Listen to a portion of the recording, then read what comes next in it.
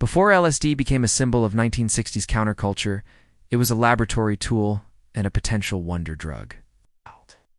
In the 1950s and 60s, doctors across North America and Europe ran experiments with lysergic acid diethylamide, not to fuel parties or rebellion, but to heal. They believed this powerful psychedelic might hold the key to treating alcoholism, trauma, and mental illness suturing in a bold new frontier of psychotherapy. The origins of LSD therapy lie in Switzerland, where chemist Albert Hofmann first synthesized the compound in 1938 and famously experienced its mind-bending effects in 1943. Within a decade, psychiatrists recognized its potential. Unlike conventional drugs, LSD didn't simply numb symptoms, it radically altered perception. Dissolving boundaries between self and world, therapists wondered, what if such an experience could break destructive mental patterns?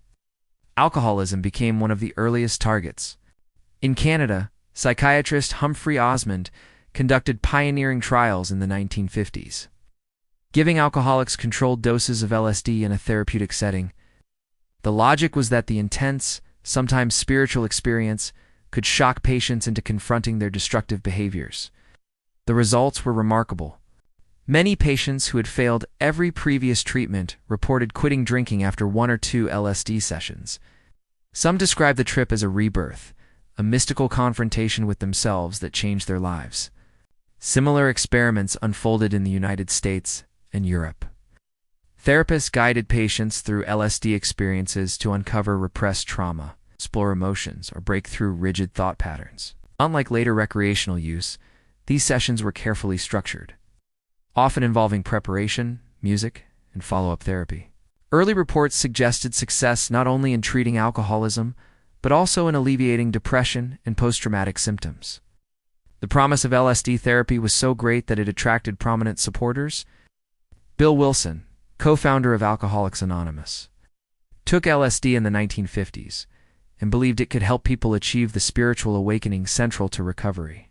For a time, it seemed psychedelics might revolutionize psychiatry, but the cultural tide turned.